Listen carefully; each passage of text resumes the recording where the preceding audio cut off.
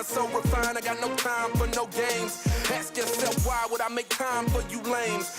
At all costs, cause I'm a boss. But break them all, yeah, gotta break them all. Ladies and gentlemen, boys and girls, children of all ages, welcome to Prime Time with Alex Stein. I'm your host, Alejandro Stein, and we are back in the building on the blimp like a pimp. We got a great show for you this evening. We got the one, the only Cam Higby on. And, you know, the story that everybody's talking about, the WNBA is being barraged by a bunch of fake penises, and America loves it, actually. So much so that the betting lines are getting more action on whether or not a dildo will be thrown on the court than on who will win or lose the game. So it's just, you know, this is what America wants. We love sex, we love sex toys, we love joking, and we don't like lesbians. So this all kind of, you know, it all fits together, you know, perfectly. But I am loving this, but the real story is that this is an inside job. I mean, we said this when it happened on the second one, we said it on the third one, and we see the betting markets are being manipulated. So I love this. One of the worst ideas I had, and my dad actually stopped me, is I was actually going to streak during the Super Bowl, and I was going to bet on it, you know, bet if there was a streak. Vitaly did that, you know, and he actually did that and won hundreds of thousands of dollars. And there was a lower point in my life when I needed that money really bad, and I, you know, seriously contemplated doing that, but I decided against it. And now I kind of regret deciding against it. I probably should have done it. But now I can do it, and I don't even have to streak. I can just throw a green dildo on the court. I love it. So is our guest ready? Let's get his reaction to this. Guys, welcome on the one, the only Cam Higby. He's a great journalist. He's an investigator. He's an overall badass. But Cam, you're doing some great work in the Pacific Northwest. But before we get into that, though, we have to talk about the most pressing issue that our country is facing. The WNBA is under attack. A third dildo has hit the court. Now, I want to get your professional opinion. Is this an inside job? Do you, you know, I feel like there's more to the story than meets the eye. How do you feel about it, Cam? Yeah, I think it's probably an inside job. I think there are multiple inside jobs going on. Isn't their motto "Let them cook" now? That's got to be an inside job. That has to be. No, Cam, seriously, how the hell are they going to use that as a motto when they use serious marketing companies? You know what I mean? It wasn't just like, oh, the commissioner's like, let's just come up with a slogan. No, they had a think tank come together, and multiple people said, you know what, let's say let them cook.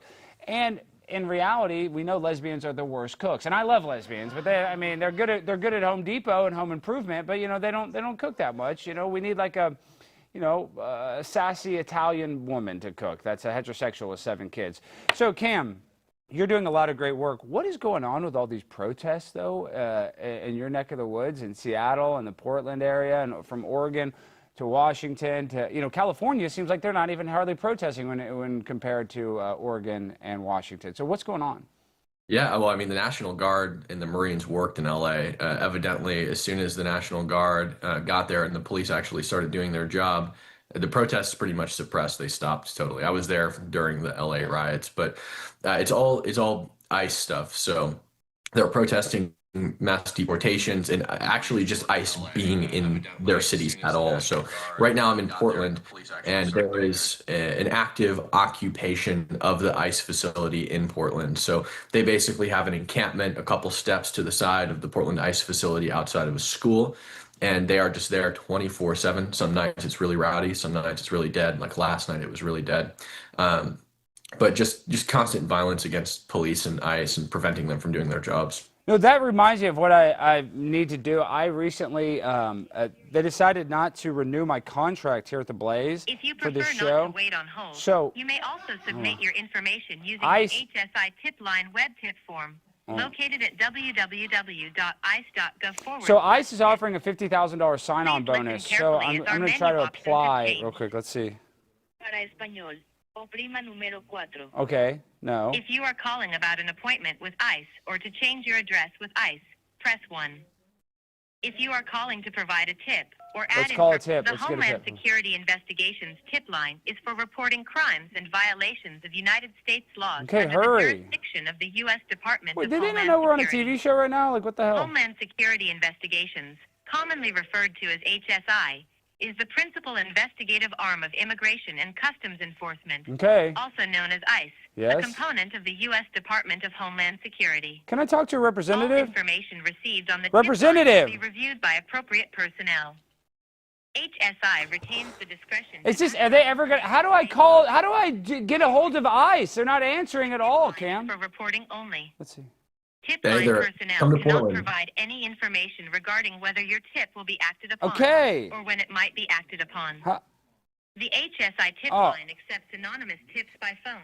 And you have pressed an invalid key. oh my gosh. Okay, well, I don't know what to do. I'm trying to apply for a job. So are you potentially seeing an increase in ICE employees, though, with the increase of protesters outside of the Seattle ICE facility? Well, from what I understand, their recruiting is going really well. It's a lot of Homeland guys. They'll come out during the shift changes. So every night at 1 a.m. there's a shift change, and basically the protesters block the driveway and try to prevent the agents from leaving during shift change. And that's usually where a lot of the violence occurs. But how are they not going to immediately go to jail? You're blocking a guy to go to his car like that, and they're just kind of, oh, whatever. They're just kind of, chill about it. they have a deal with the city. So there's something about the permit here in Portland where it's like technically the facility is a private property, but they lease it. And part of the lease is they can't detain people for more than like 12 hours or something. So they'll detain people, they'll pull them and rip them into the facility, but they get let go almost immediately. And all over the facility, it's spray painted, kill ICE, Molotovs, melt ICE, throw Molotovs, kill Trump, et cetera, et cetera. That's ridiculous. And then also, one of the persons that's leading this fight, though, is an African-American dwarf. Is that true? I know that sounds crazy. I know people are watching this. Pull it up, Google, or I'll pull it up real quick. So can you tell us about this? About this guy? I'll pull him up right now. Dwarf. Tell us about him, though. What's his name? I forget his name, but he's. I'm gonna go pay him a visit literally as soon as the show wraps up. We're gonna go over there, and he's usually out during the day. So he's been arrested numerous times for like assaulting people, etc. And the courts ruled like after he got arrested, they said basically like next time you're gonna go to jail, but you're fine to keep going to the protests, and he's allowed to have a bat, like per court order, he's allowed to have a bat because he's a dwarf. And it's like self-defense. That doesn't even make sense. I'm trying to find it. Black dwarf protester in Seattle, and I know he was just in court in Seattle recently in court. I should have already had this pulled up, but gosh, where is it? Yeah, maybe if I put midget. I don't know. I'm trying to be nice. I'm trying to be politically correct. I don't want to step on anybody's heads because they're so short. Okay, hold on. Black midget. Gosh, what is his name? Does somebody in the chat know? I bet somebody in the chat knows. Justin Bowen. Justin Bowen. How do you spell Bowen? B-O-W-I-N-G? E-N, yeah. Search him on Twitter. He'll come up. Bowen. Okay. Find videos of him like chasing journalists down the street. You guys are gonna love this guy. He's awesome. Justin. Of course, all the black midget stuff doesn't come up. Justin Bowen. Wait, why is he not coming up? Oh my gosh, this computer is from 1996. Justin Bowen. I'll find a video and send it to you on Twitter. Let's see. Yeah, I guess I'll just go to Twitter. Let me type in Justin Bowen. This guy is so hilarious. If we can ever pull him up. Okay, yeah, we found him. Yes, thank goodness. This is him leaving court. So this guy is like one of the most vicious. Seriously, tell him, Cam. I know it sounds crazy, but this guy is like going around terrorizing people. This dwarf. And you just said it. He's legally allowed to carry a baseball bat for protection because he's only 4'6" or whatever. Yeah, he's. I've got a video. I think this is the one right here where he chases Katie Davis court. I just sent it to you. He's known for having a very, very short temper. So he gets mad really easily, and then he chases people, and then his cronies come and back him up. But it's just funny, like watching this guy. I think later on in this video, he's chasing Katie. See, yeah, there this he is it. Look at him. That's scary as hell because he has all the leverage. You know what I mean? He gets underneath you. You're going to the ground, and the fact that he's so aggressive too, it's kind of scary. Yeah, he's their security during the day, apparently. That is their security. This guy. Yeah. I mean, he's not much taller than Napoleon, and Napoleon conquered other, countries. So there's something about being short and powerful. It's what is it? Short king. He's the epitome of a short king. My favorite part about this video is if you go back and you see that woman next to him, they're almost the same height, and she's not a dwarf. It's hilarious. Wait, let's see the woman next to him. I mean, this is absolute. Yeah, she's not even a dwarf. She's just a short Latino woman. And what is she wearing? What is it? Those look like medical gloves. And We should just be thankful, Alex, because sometimes they don't wear clothes. So we should be thankful we're not getting that view in this video. I know, but Cam, this is the other thing is I go and I antagonize people. Let's be honest. I go in city council meetings. I go to protests and all this stuff. But in my experience, dealing with homeless people or people that look homeless are the scariest, are the most unpredictable, are the people like, I remember when I first started creating content before I really started doing man on the street stuff, homeless people are just always sitting there. You're like, hey, let me ask you a question. And then you learn very quickly that they are not somebody to even ask a funny question to. So when you're actually trying to do journalism, when you're actually like asking hard questions, what are you guys doing? Or you're in tense situations, being around homeless people it's not a safe place to be. Can you tell us about your worst experience being with one of these Antifa/homeless/ drug addict activists? Yeah, I think I've had a lot of bad experiences, but I think the worst one was June 14th. There's this meth head. He barely has a home. He is like this shack with a school bus next to it. He attacked me. So three guys came up while I was undercover. And I think I saw this. I think this is a big story. Yeah. Explain this. I remember this is a big deal on Twitter. Yes, I remember seeing this. Yeah. What happened? So He's on meth, and three guys attacked you? Yeah. They pinned me to the wall.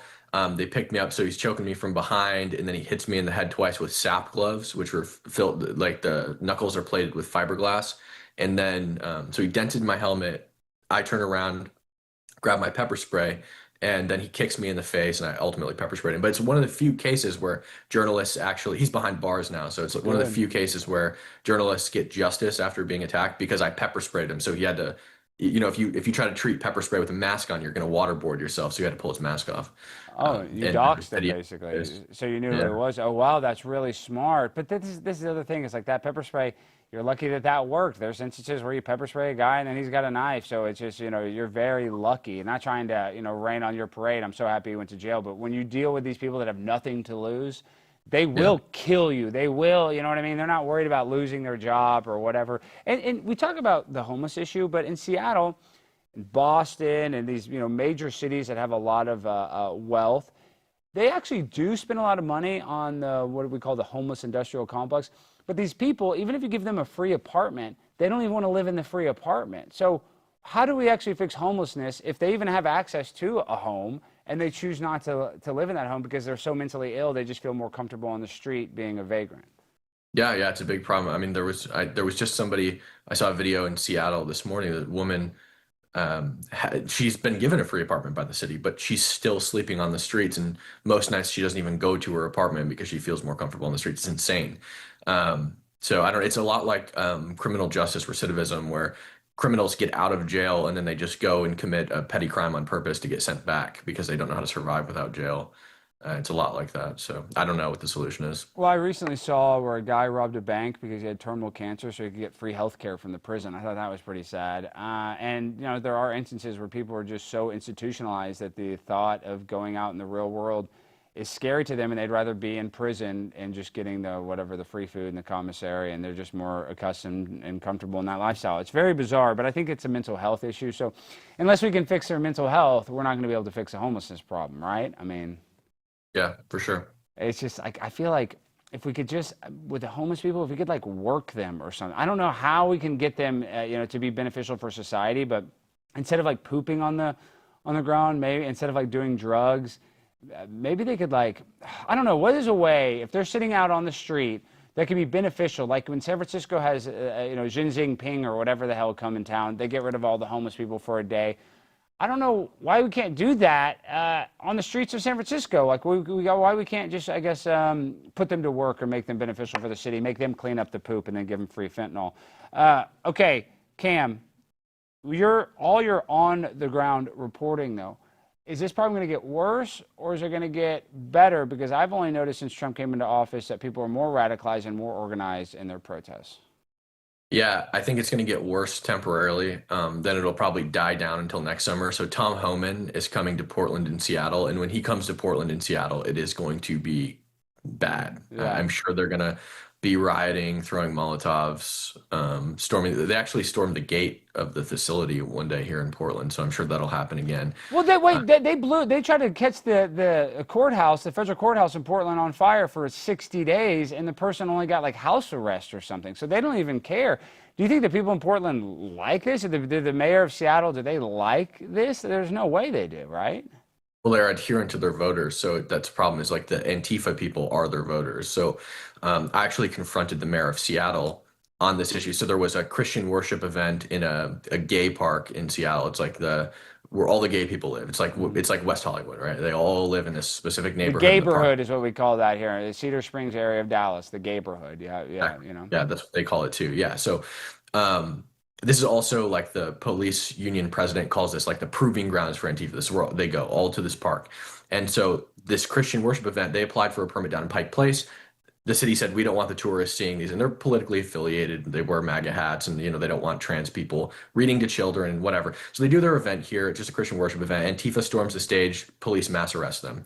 So the next week, Bruce Harrell, mayor of Seattle, releases a statement condemning far-right violence. And so the Christians are upset because they didn't do any violence. None of them got arrested. So they go and protest at City Hall, and Antifa attacks every Christian that goes into this event outside of City Hall.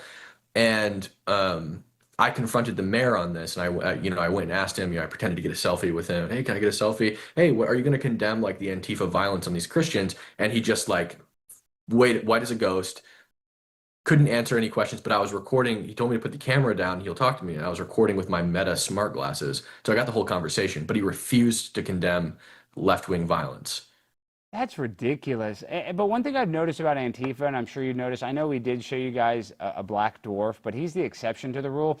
Most of the people, even at the ICE protests, there's some Latinas and Latinos. I've noticed, so in my experience, most of Antifa are white men. Isn't that what you've noticed? Just white, I guess disenfranchised men that are out there protesting for illegal immigrants and protesting for BLM. Why do you think there's so many white Antifa? Like, why is that? Why aren't there more black Antifa or Mexican Antifa, in your opinion? Well, I think black people and Latino people are generally more conservative, and a lot of people who have immigrated to this country legally don't want illegal immigrants here because they hurt legal immigrants. And on top of that, it's not just white men; it's white men who think they're women is the majority of them. Yeah, a lot of trans people. You're right about that. Most of them. I mean, probably 50% of the people I encountered last night were transgender. Really, that is bizarre. And I like. Right now in the news and media, a lot of people have been going after Israel, but in my experience, I've never seen a Jewish Antifa person, never. I don't even think they exist. I don't think Jewish people are allowed to join Antifa. So, you guys criticize Jewish people. They're not in Antifa, so let's put a check on the plus for Jews. Okay, now, my good friend Matt Adams has been going, one of our top chat rats, and then Ryan Armaker, I always say his last name, but they've been going and our guy Bad Buddhist, we've had multiple fans, they've been going and antagonizing some of these protesters, and I do encourage it, but at the same time I warn them. I say this is very dangerous, but they're dressing as Elmo, they're holding the big booty Latina signs, which is very, very, very funny. We all laugh. Do they think it's funny? Do the protesters and the ICE protesters, when we do these trolling things, they don't find it very funny, do they? No, I mean, I was with Ryan last night and they were arguing with him. Was he in an Elmo costume? No. No. Okay. He was in shorts and a t-shirt, but they have signs up, like posters of Ryan, like accusing him of stuff and whatever. And so he went over and he ripped the poster off the fence and he's like, they started arguing with him. That's not your property. He's like, well, it has my name on it. But so it was like, they didn't have numbers last night. There wasn't a lot of people out. So it was more just like them going back and forth and kind of a lot of protesters laughing at the interaction. But sometimes it's worse, like a journalist who uses the handle Honey Badger Mom on Twitter. Very, very well known. She got attacked. Yeah, we saw that. It was really bad. Yeah, just the other night. Yeah, and she's she's good friends with us, and it's terrible. I mean, they tackled her and beat her in the head repeatedly. I'm about to pull it up. No, it's really bad. Honey Badger. That's why I'm telling them. I'm telling Ryan and them. You guys. there is like a happy medium where you want to go there and you kind of want to joke around a little bit, but you also have to be very, very careful because you're dealing with people that have nothing to lose, and that's the person that's most dangerous, the one that has nothing to lose. Let me try to find Honey Badger's assault. That's so ridiculous that they're just beating up women, and it's men, like you said, it's like trans men doing this, which is even so much, just makes it weirder that this is what they care about. Do you think not every protester there is getting paid, but the people that are organizing it obviously is getting paid? So how much money do you think is flowing into these protest organizations that are in Seattle and Portland right now? I'm not sure because when they're rioting, they hide what organizations they're with, as opposed to like when they're actually peaceful, they'll wear T-shirts of like the Party for Socialism and Liberation, DSA, Democratic Socialists of America. I see that a lot of the times. But so you when can't they're rioting, tell. they're in black bloc, so they're hiding it. So you can't tell at the serious protest like which organization. And this is Honey Badger. This is her face show. Oh no, this is the Cincinnati Thug. This is different. Sorry, you can take that down. I may find Honey Badger's a video of her getting assaulted, but that's just so ridiculous that this is happening. So Cam, Yeah. are you just going to keep going out there and you're just going to be nonstop until it subsides? Like, what is I guess the end goal for you? Because it's only going to get hairier. You know, I keep on telling Matt and them, they keep on wanting to go back there because it is kind of fun. You get the adrenaline rush. You are covering stuff that people are very interested in, so you know it gets national media attention. But what is the end goal for you? For them to stop protesting, or you're just going to cover it and just kind of do your journalistic duty no matter what happens? I mean, obviously, I don't agree with the protests, so I'd like them to stop destroying the cities that I live in. I previously lived in LA, and of course, they destroyed that city too. So I'd like it to stop, but at the same time, like my goal is that when people are doing wrong, when they're committing crimes, when they're attacking people, when they're seriously injuring police officers or ICE agents, my goal is to just make sure that those people are documented, that there's video evidence of it, that the public knows what's going on, that they know these aren't peaceful protests, and making sure that everybody knows that. And I won't, I've had guns pulled on me. I've been bear sprayed. I have been brutally assaulted. I've been falsely detained, attacked more times than I can even think to count. But I'm not gonna let that intimidate me for a number of reasons. Well, Katie Davis Court is getting intimidated. Honey Badger mom. I'm just saying it's hard to, when you get beat up, to still want to go back out there. Has Honey Badger mom has she been out there since she got assaulted? No. I don't blame her. Yeah. Yeah, I didn't go out for a long time after I got attacked too. I waited till the guy was behind bars, but it's like, if I teach them that if you attack me, that'll get me to stop coming, they'll just keep doing it and they'll do it to other journalists. So it's learned behavior. They're like children. And if I teach them that this works, then there's no reason they'll stop doing it. You're right. They're like mentally ill and they probably do have the maturity level of a teenager. So like they have that instant response. Probably less than a teenager. I beat her up. She didn't come, so I should beat up everybody. But why aren't the police at these protests? I know like you see the ICE agents, but why aren't the Seattle PD or Portland PD on the scene kind of watching things? Because I go to protests in Dallas, we have a protest division where there'll be cops that are in street clothes that are always kind of around the protests, that they know who I am. So why don't they have that, like an undercover protest force, or do they have that? It's the same reason as Seattle. So like the feds are on their own. In Seattle, the police department takes their orders from the mayor and the police chief, and they're corrupt. I spoke with the police union president, and he specifically, so the night I was attacked, the police stood down. I had multiple journalists ask the police, and we also asked a street cop, the one guy who was out, like, why are you guys not intervening in this riot where people are having fires lit under their cars and whatnot? And they specifically said, we're going to let the rioters tire themselves out. And that order comes from either the mayor or the police chief, confirmed by the union president. And they don't want to intervene in these protests because they're their voters. And, if the mayor gives orders to go intervene here, then it looks bad on him. And it's an election year right now. So that's why. It's because the orders are top down. The police officers want to do something about it, but they're not allowed to. I know, but you would think the negative press would hurt their campaigns more than No. like, Because there's no conservatives here. All the people here hate the police. So it's like, but even the rich people in Portland, because I was in Portland not that long ago. It's a beautiful city, believe it or not. I know like we talk crap about Portland, but it is like a classic. It's a beautiful city. I just can't believe that the people that are, even the liberal ones, are okay with, Antifa running amok. Like, you think that they would be like, hey, I'm sick of these weirdos causing fires, doing drugs, having sex out in the public. I'm guessing. I don't know that. But, I mean, they're doing all kinds of degenerate stuff. It wouldn't put it past them to do that. I can't speak to like the specifics of Portland, but I live in Seattle, and Seattle, all the tech companies, their employees, they're like, so when I identify an Antifa militant who's committed a crime or attacked somebody or whatever, I would say 50% of the time it comes back they work at Microsoft.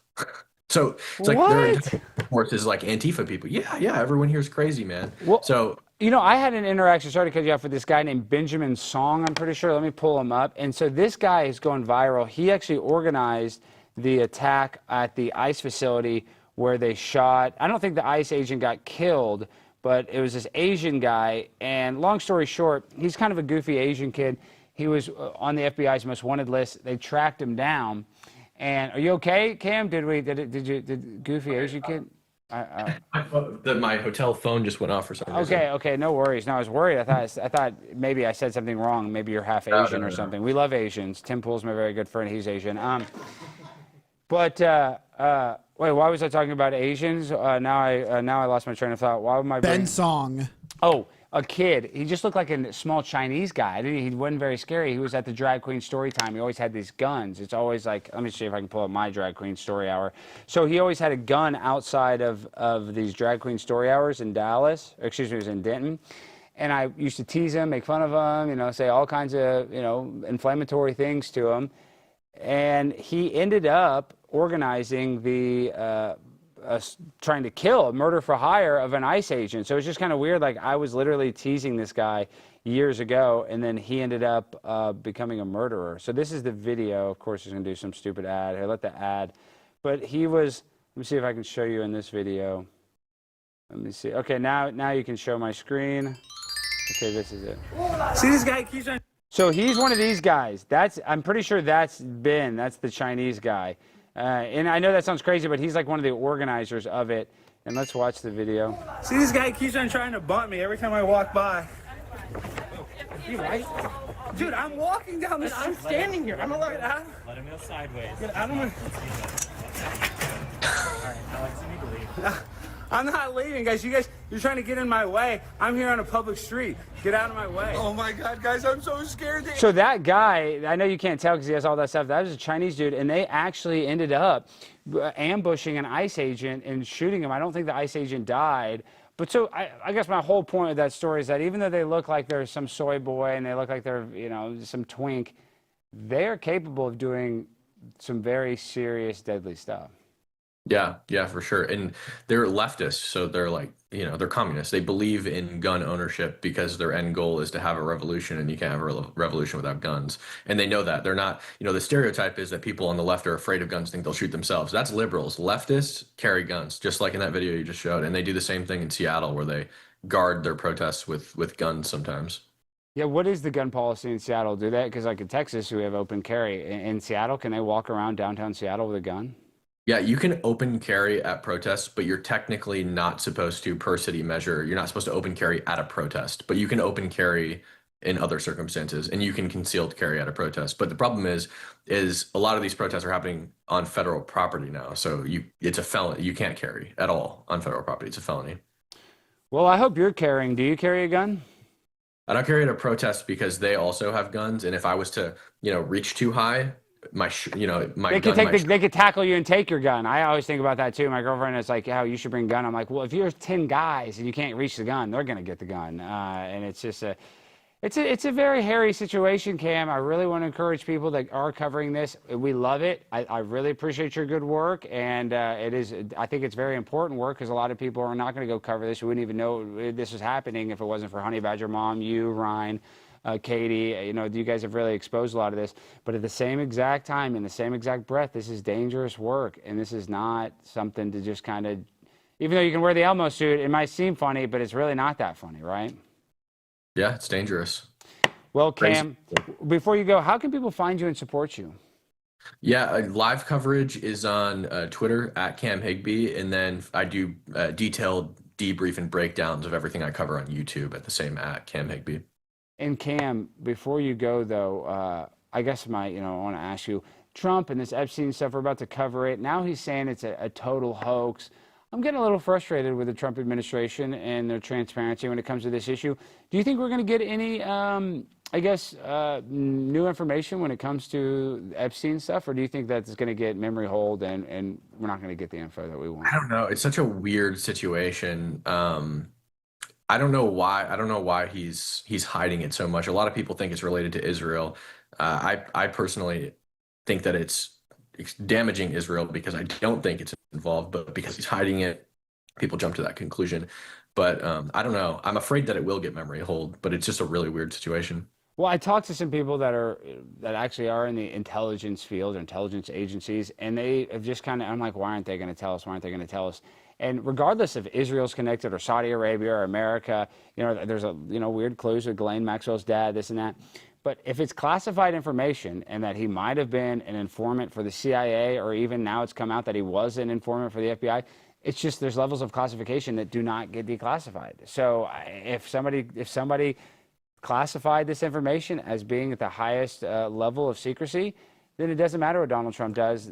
Theoretically, he still can't release classified information. Actually, he can go to jail for releasing classified information. So yeah. I'm a little frustrated. I wish they probably shouldn't have given those binders to those good influencers that were just trying to do their best they could.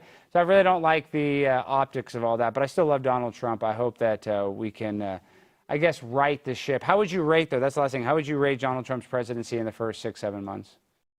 I think it's probably been like an 8. I think the Epstein stuff really, in people's minds, deteriorated their trust in Trump.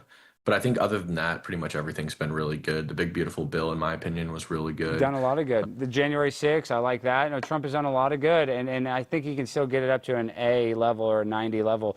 He's just got to fix, this thing. And the Ukraine war, we got to end that war. I thought that was supposed to be done in the first month. So once he does that, that will definitely improve his rating. All right, Cam, thank you so much for joining us. Keep up the good work. Stay safe. And I know when you're with Ryan and Matt, make sure to tell those freaking psychos to cool it down a little. You know what I mean? You got to... they're like a dog, you know what I mean? They're relentless. You have to kind of spank them a little bit. I'm like that same way, so you know what I mean? Sometimes I need a spanking in order to learn the lesson. So if you have to slap them or hit them or even pepper spray them, that's okay with me. I give you full permission, Cam. Okay, sounds good. Thank you, Cam. All right, have a good one. All right, guys.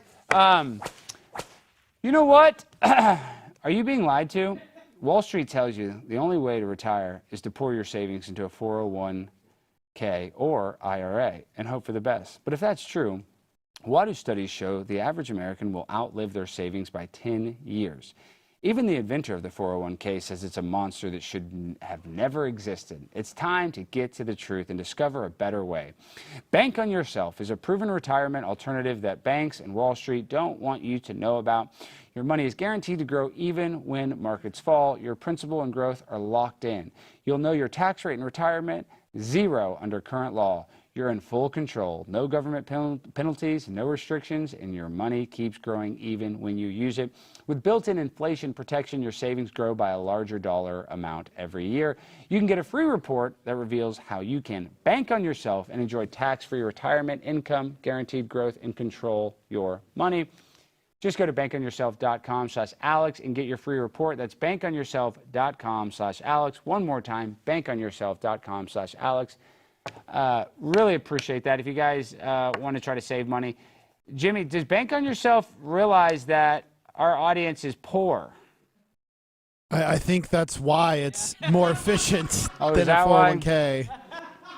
That makes sense. I listen, there's some rich chat rats. Don't get me wrong. There's a few, but I would say the majority of chat rats are probably struggling like the rest of us. I'm recently unemployed, so I mean, I need to bank on myself more than anybody does. I just need some money to do it. And I would have money saved up if, the damn fucking Chiefs would have won the Super Bowl instead of losing to the Eagles, causing me to go into financial ruin. I'm still thinking about the Super Bowl, but I'm going to get them this next Super Bowl. Dallas Cowboys are going to win it. And it's our year. It's our year. The Cowboys are going to win. Dak Prescott is going to come out there, and he's going to just throw touchdowns. Did you actually see? Let me pull it up. Shaquille O'Neal just said, I'll pull this up. Shaquille O'Neal said that he will wear a dress. He said he will wear Charles Barkley's dress, said he will wear if the Eagles beat the Cowboys. And I'm not going to make that same bet because then you guys will get another picture of me in a dress. Oh, God. Shaquille said he will wear a dress if if Eagles beat the Cowboys. Let's see. Let me pull this up. Shaquille O'Neal. Yes, he says that. AI overview. You can just show my screen. Yes, Shaquille O'Neal stated he will wear a dress if the Dallas Cowboys lose to the Philadelphia Eagles in their Week 1 matchup. Specifically, he said he's going to wear this dress, the Charles Barkley dress. All right, where is it? This is it. I don't know if you guys can see that. Oh my gosh, I'll just do Charles. Actually, don't show my screen. I don't want to like show something nasty. Charles Barkley in a dress. The Lord knows it's gonna be like a big penis or something. This is, gosh, will you just show the damn picture? Okay, here we go. It's not yeah. So Shaquille O'Neal.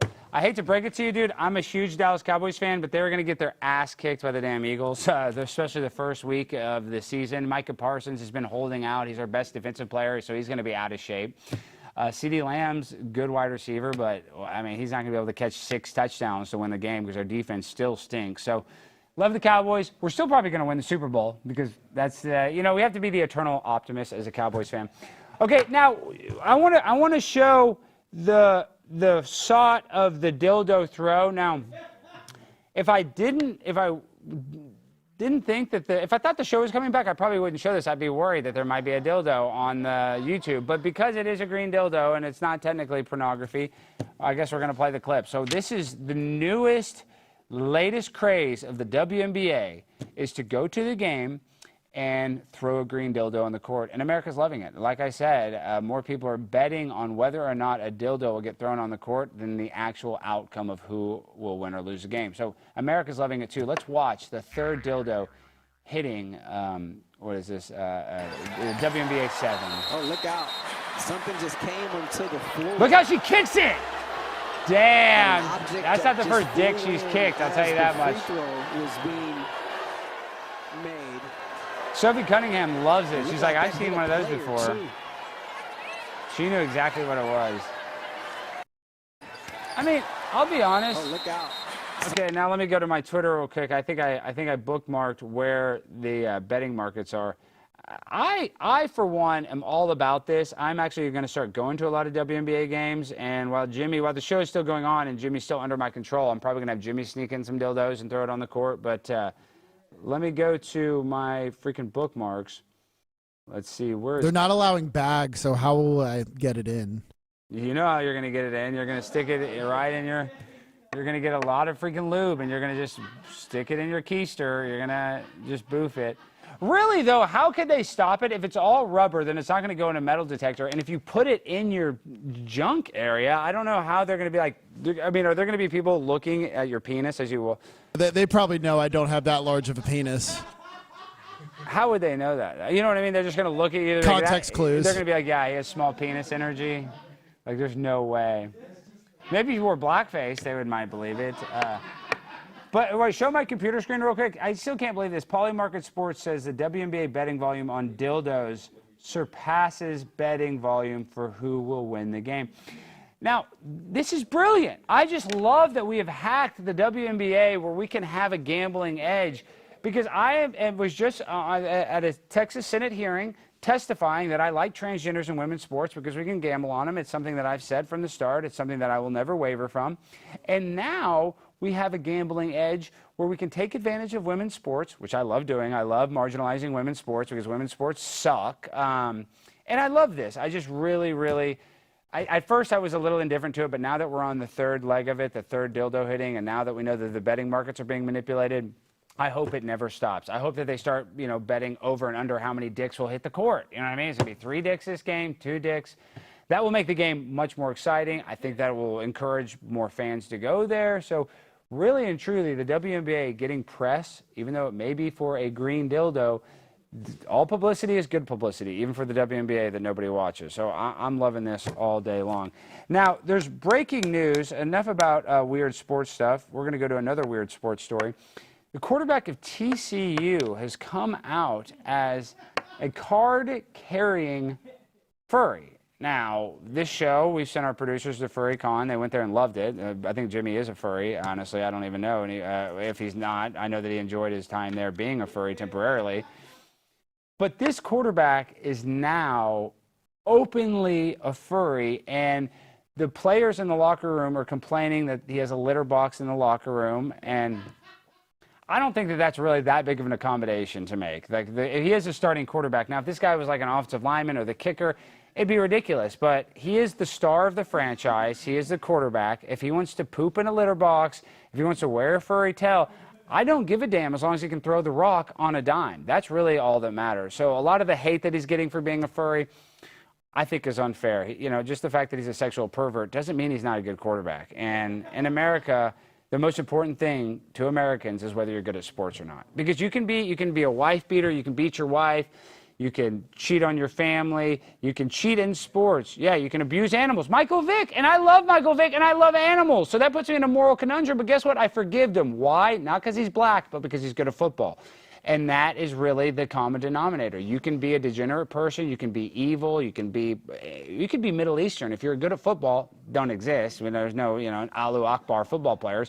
But if they did, we could end this Israel-Palestine stuff in 2 seconds. If they just had one good Palestinian football player, if we had the Palestinian Tom Brady, people are like, you know what? Maybe we should give them food. Maybe they shouldn't starve.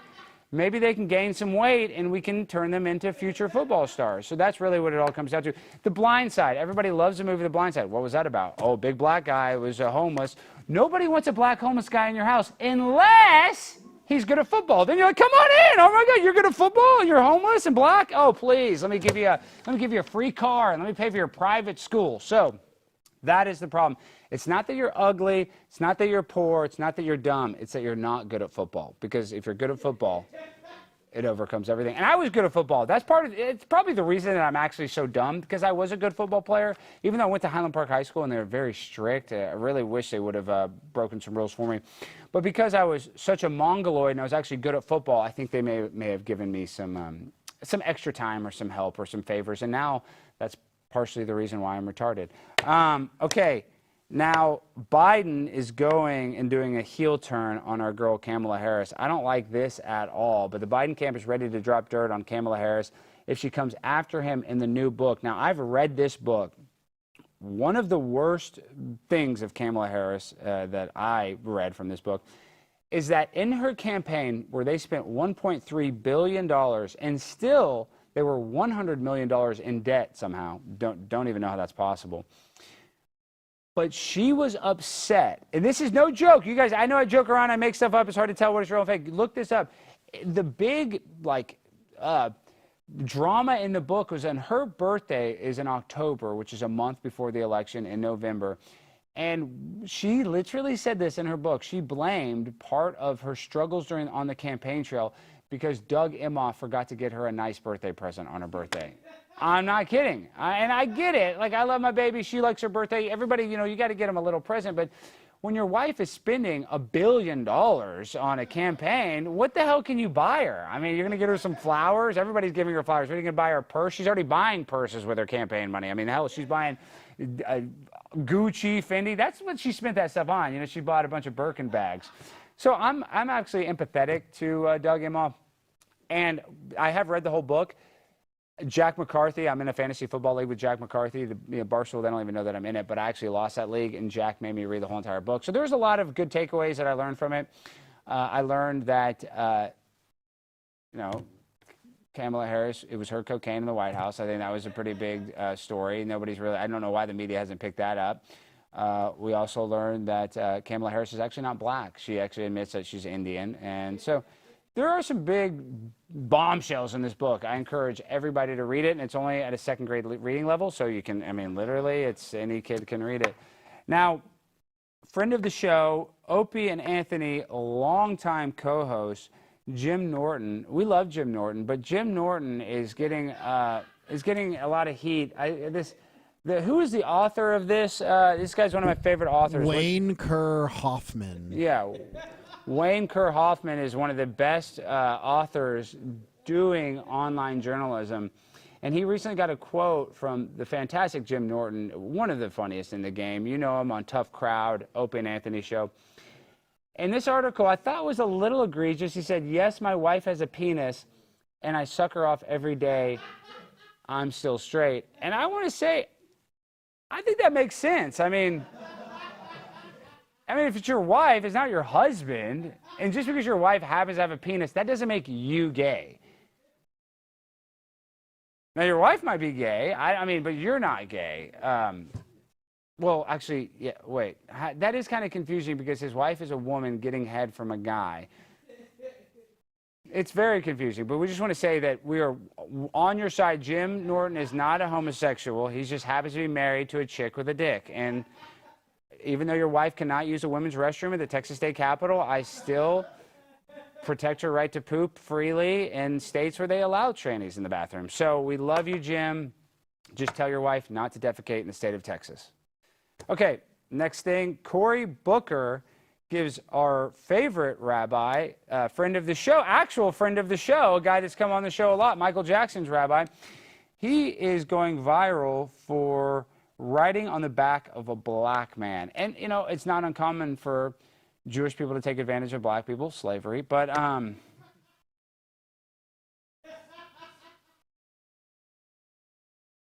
let's watch Cory Booker give Rabbi Shmuley a ride.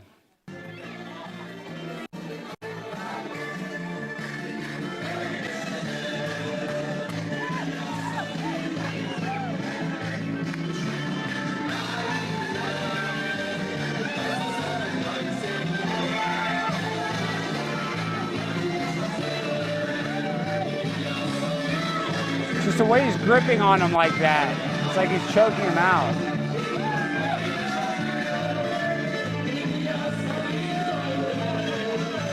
You would never think that they were in a war. Now, I'll be honest, I was not anti-Semitic before that video, but now I am anti-Semitic. I am I'm a Palestinian Liberation Army fighter. I mean, that is ridiculous. Rabbi Shmuley. And Rabbi Shmuley, if I can even pull it up, he's a very controversial rabbi. He owns a sex shop with his daughter where he sells kosher Hebrew sex toys, which I didn't even know exist. But I want to pull this video up. Now, like, this video is so funny. This is what's going on. And we love our Jewish brothers and sisters. And this guy's my favorite account on all of Twitter. Everybody needs to go follow Eyal Yacobi. He is... they say he's not even a real human. Some people say he's like a bot. I don't know. I'm sure he's a real human. But he posted this, and it says, footage inside Gaza shows restaurants completely operating. Why doesn't the media show you this? And then we see this video, and it's like these Palestinians making calzones, I guess. It looks like these are... So it looks like they're having... Yeah, looks like they're having a great time. They're in Palestine, just eating calzones.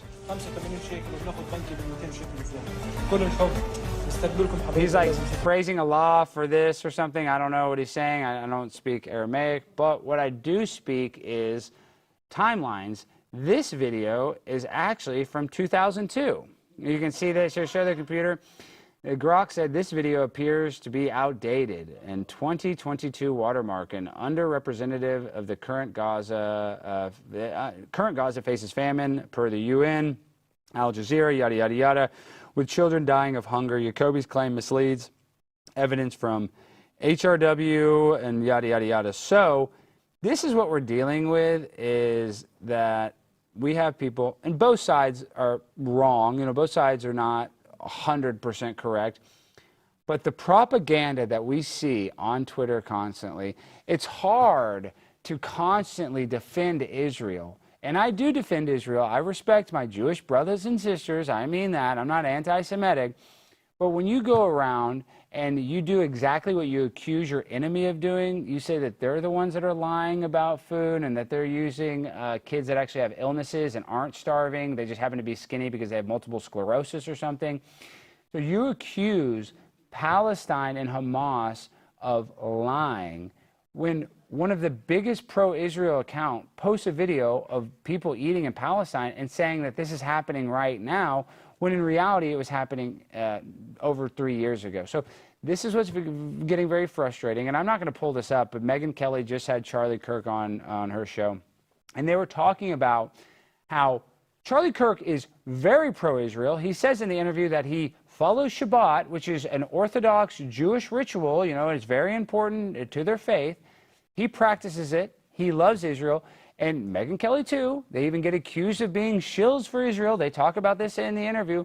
But now what their biggest complaint is, the pro-Israel side is calling Charlie Kirk anti-Semitic. They're calling Megyn Kelly anti-Semitic for even questioning whether Jeffrey Epstein was potentially connected to Israel or whether or not children are starving. And they're calling Charlie anti-Semitic for even platforming Dave Smith. They're calling Charlie Kirk anti-Semitic for platforming Tucker Carlson, which is ridiculous because Dave Smith is Jewish, for one, and Tucker Carlson he's like in the CIA, so he's not allowed to hate Jews. So I'll just tell you this much. All of this anti-Semitism, it's the new racist. And now people, when they get accused of being an anti-Semite, it's losing its luster, it's losing its effect. And the propaganda war, I would have to say that right now, the numbers are in Israel's favor, but the propaganda, publicity tour, the propaganda war, Israel's losing that war. That's just a fact. Their marketing is not as good as the left's marketing, and they have all the power. So there's the one that should be marketing this in a palatable way, but people are getting frustrated that we want the Epstein files, and you have Mike Johnson saying, oh, during our vacation, I'm going to serve our constituents. Well, then he goes to Tel Aviv, Israel. I don't know how your constituents are being served while you're in Israel. You know what I mean? I just don't understand. And then there's other instances where these politicians are just constantly doing everything they can to try to appease a foreign lobby like AIPAC and try to appease the people of Israel before they try to appease the people of America. And I'm not pro-Hamas, and I'm not even saying this to cover myself. I'm saying, listen, I'm not going to sit here and say, I like Hamas. I know October 7th was bad. But if you look into October 7th, you know, there's a narrative there. They were told to stand down. And on that same day, you can look this up. It's called the Hannibal Directive. The Hannibal Directive gives the IDF the authority to kill their own soldiers if they're being kidnapped or taken as hostages. So they accuse, when I say Israel accuses Palestine as using their own citizens as human shields. But in reality, it is Israel using their own soldiers as human shields when they're killing the Hamas. So I'm just saying, I guess I'm noticing that a lot of the tactics that Israel is using is projection. And we're not okay. We've done the past now over 10 years of being called racist because we like Donald Trump, but we're so sick of the left projecting all of their ilks and all of their negativity and accusing us of being bigots, when in reality, it's the left that are the bigots. So I just encourage all of my Israeli and Jewish brothers and sisters, we have to just change the narrative. We cannot be so vicious. We cannot be so callous. We have to somehow, some way, find some empathy if we really want to, fix this conflict. Because believe it or not all the people in Palestine are terrorists. I know that's hard to believe that a 6-year-old is not a terrorist, but they're not all terrorists. And the ones that aren't terrorists deserve to live and have a decent life and have access to running water and food. So until Israel actually puts an effort to say, hey, the people that aren't Hamas, the people that aren't terrorists, we want to help them, get them out of there. Until we see more of that and we stop seeing people in food lines getting shot to get food, the narrative is going to continue to kind of go against Israel, and more people are going to actually become anti-Semitic. And maybe that was a goal. Maybe they want people to be anti-Semitic. Like maybe in this weird way, they kind of want to see who is on their team, and they push you to the limit. They see how far Charlie Kirk will go. They see how far Megyn Kelly will go to show their allegiance to Israel. And that's why they accuse you of being anti-Semitic, so that you have to go and kiss the wall. You have to go and do this anti-Semitic tour. So I just really would like it if you didn't accuse me of being anti-Semitic. Don't accuse Tucker of being anti-Semitic. Don't accuse Charlie Kirk of being anti-Semitic. Don't accuse Megyn Kelly of being anti-Semitic, because Jeffrey Epstein might have worked for Israel, or there's kids starving and we want them to get some food. All right, now, guys, not the best news, but the show is kind of phasing and transitioning off the network. But, Primetime with Alex Stein, in theory, it's the Alex Stein show. So there will always be an Alex Stein show. So even though this variation of that show might be ending, the show must go on. That's showbiz, baby. But we've done this before, and I wanted to do it again. One of my favorite movies, and I think one of the best movies now looking back at it, and it was a cult classic, was the movie Office Space. And Office Space basically kind of showed you the mundane life of working in corporate America. And I guess the message of it is the main character. What's his name? God, I know his name. I can't think of it. But it's not Doug. I forget his name. But when he goes and stops caring at his corporate job, that's when all of a sudden he wants to get promoted. That's when he actually starts to rip off his company. And it's this weird thing where, like, his degeneracy, his laziness starts to get rewarded. And it's really a brilliant movie. If you haven't seen Office Space, you need to see it. But one of the most monumental scenes in that movie was a cathartic scene where I forget the guy's name. What's the actor's name? Office Space? I know his name. So Ron Livingston Ron was the Livingston, actor who so played great. Peter Gibbons. Peter Gibbons. Peter. How can I remember? Peter, my neighbor Peter. Peter Gibbons is so good. Well, one of the most monumental scenes in that was with Peter and the Indian guy and the other funny comedian guy. They go and they bust a printer. So I thought it would be a little cathartic. Nathan, you'll have to get the handheld. You know, why don't we invite Jimmy and Brandon and we can have a ceremonial Office Space smash the printer like old time sake. So you guys come on down. We'll all kind of smash this. Yeah, some music's good. Yeah, some music's good. That kind of sets the scene. Here, I'll use the driver. You can use the 3-wedge, Jimmy. Okay. Brandon, you can do the W. Okay, I'll go first. Now, I'm not much of a golfer. Yeah, back up. So I don't want to hit the desk. And wait, make sure you get my tee. You see this? I want to see. This is what we want to get. Okay. Let's see. I know. I can already tell I'm going to mess something up. I can already tell. Okay, let's see. Oh! Ah! That's what I like. Get some of that. Get some of that. And let's see. Yeah, smash it. There we go. There we go. Now here, you get some, Jimmy. Get some of there. Get in there. Get that stress out. Get that stress out. Get the stress out, Brandon. Get yours. Make sure you get the CPU in there. They have a little CPU in there. Damn, feels good, doesn't it? Oh, that's toxic fumes. Come here. Nathan, get some of the toxic fumes that are coming out of the back end. You see that? Look at that. Oh, shite. Shoot.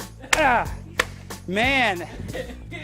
Damn, it broke my damn golf club. What are the fumes coming out of? I don't know, but let's see. Maybe I can get some tape real quick here. Jimmy, get after it. You know, we might as well smash it. We only got a couple of minutes left. Let's see if I can. Oh, that feels good. Oh, it's red now. Now it's red. Yeah, no. Now I'm trying to. Here, Brandon, get some. I'm trying to tape my golf club back together. Feels good, doesn't it? Let's see. All right, fellas. This is how we do it. Just a little therapy. I know. There's something in there. Is it me or is this pretty strong? I mean, I know this wouldn't blow up. Well, I don't know if they're printing very much. If there's food in here, maybe they could drink the ink or something. Yeah. Or they could use the parts to build a bomb. So, all right, guys. Well, it did feel good. It feels good. You know, these are one of the last remaining episodes. Thank you. I just want to shout out these guys. These guys have worked incredibly hard. They failed miserably, though. They failed horribly at their job. They got me fired. It's their fault, not me. Jimmy? It's mainly Jimmy's fault. Maybe don't hire somebody from Princeton. You know what I mean? Don't. Just because their resume is good doesn't mean that they'll be successful. But yeah, guys, it's been fun doing this. I think we got about 30 more shows. So make sure to continue to watch. Make sure to share the clips. And I think we'll just get progressively more unhinged as we go along. So I think this is where, here, kind of get in. This is where the colors are. Yeah, right here. Yeah, that's where it is. And I definitely I want to try to stain as many people's sets with the blue dye as possible. Wow. Ooh, that's toxic as hell. Oh my God. Damn. Oh, that's good. Woo. Ah! Hey, Alex, let's just leave this here and we'll just see how much we can smash it as it gets going. Yeah. Until we reduce it to rubble like Gaza. Yeah, this will be the Gaza Strip, guys. All right. Jimmy Brandon, shout out in case they do not, they do end the show early. Shout out their socials. Where can they find you? JVT Entertainment. You can hopefully find me here, for the love of God, but hidden in plain sight, guys. You know where it is. All right, guys, we end the show the same way every time with that freestyle finale. So DJ, hit that beat. Fuck this printer. It sucks dick. I don't want to ever quit. I'm so sad that I lost my job. I'm gonna go broke in half to rob people on the street with a gun. But that kind of sounds fun. Might come to your house, pull a gun, rob your spouse. I'm just broke. I need some money. Cash at me, Venmo me. If Aaron and Multi's watching this Stilto Morning Show, please give me advice. Stilto Morning Show, I need to learn how to make money. I love you guys. Peace and good night.